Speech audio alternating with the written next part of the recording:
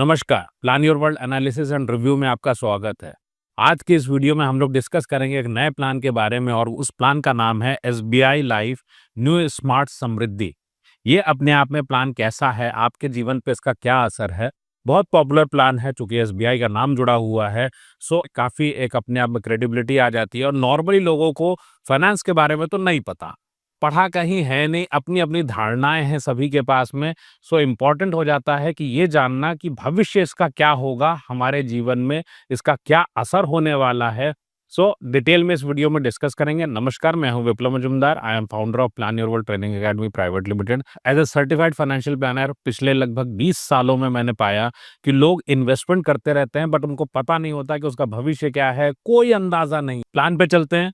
हम लोग किसी भी प्लान को जब रेट करते हैं, किसी भी प्लान की उपयोगिता देखते हैं, एज ए प्लानर भी जब हम देखते हैं किसी भी परिवार के लिए, तो हम सबसे पहले ये देखते हैं कि हम यहाँ पे रिस्क कवर खरीद रहे हैं क्योंकि इंश्योरेंस का मामला है। सो रिस्क कवर लिया जा रहा है, परिवार को इंश्योरेंस की जरूरत है, या फिर वेल्थ बना रहे हैं। तो जैसा मैं हर जगह बोलता हूँ, टीवी पे, मीडिया में, एज एक्सपर्ट, कि आपको इंश्योरेंस का रिस्क कवर और वेल्थ क्रिएशन दोनों को अलग अलग रखना है।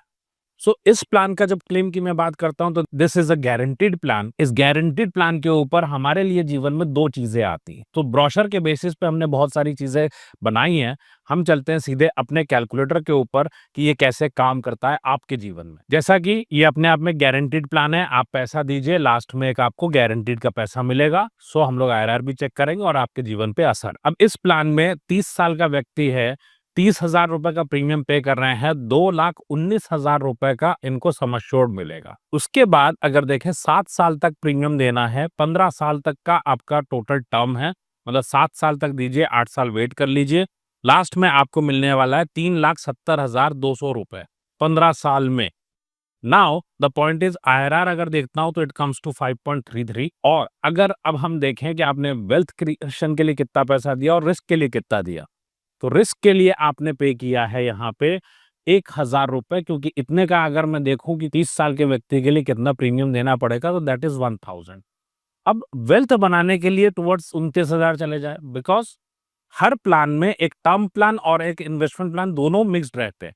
तो अगर यहाँ पे आप 29,000 रुपए वेल्थ के लिए दे रहे हैं, रेट हमने एफडी का लिया 7%, तो टोटल 15 सालों में आपको पैसे मिलते हैं 4,61,000। अगर आप पीपीएफ लेते हैं भारत सरकार का, तो आपको मिलता है प्रोविडेंट फंड में 4,66,000 रुपए। इंश्योरेंस अलग आपने ले लिया।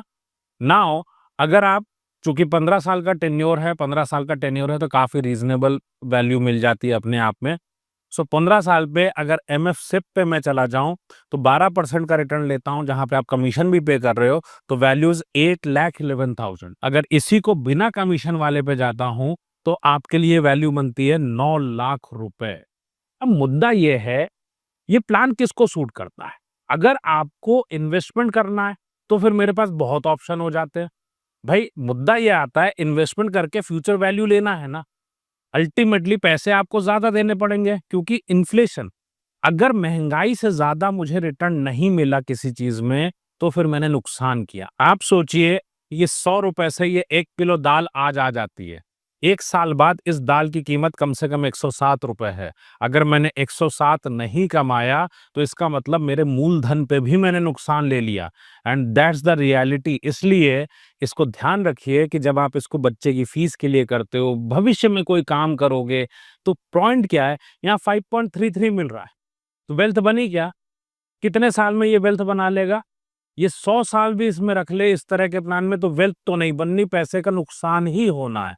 सो अगर आप इसकी बात करें कि इसकी वैल्यू जिस वक्त आपको ये पैसा मिल रहा है वो कितना है, आज का 1,34,000, मतलब गारंटीड लॉस। जब मैं वैल्यू के हिसाब से जाऊं कि भविष्य में, तो भविष्य में आपने जो भी सम एश्योर्ड चुना उसके लिए ही अगर बात कर लूं तो आपको 6 लाख की जरूरत है, 2,17,000 रुपए आपने जोड़े हैं कि 2,17,000 का सम एश्योर्ड मिले, बट भविष्य में वैल्यू आपको चाहिए होगी 6 लाख।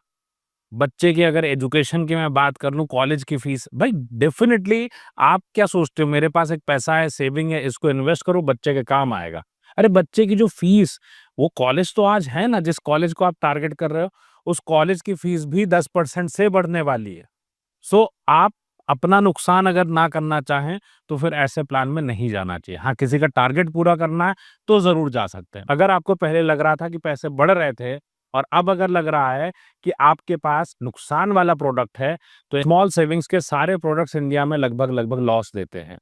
आपके लिए कौन-सा प्लान सही है? घर में किसके नाम से लेंगे तो बेहतर रहेगा? अगर आपको लगता है कि आपको कोई भी इन्वेस्टमेंट करने से पहले दूसरे से पूछना पड़ता है, एडवाइस चाहिए होती है, तो प्लीज़ अपना पैसा है, खुद इन्वेस्ट करो, आपके लिए एडवाइज़र तो नहीं। Links are in the description.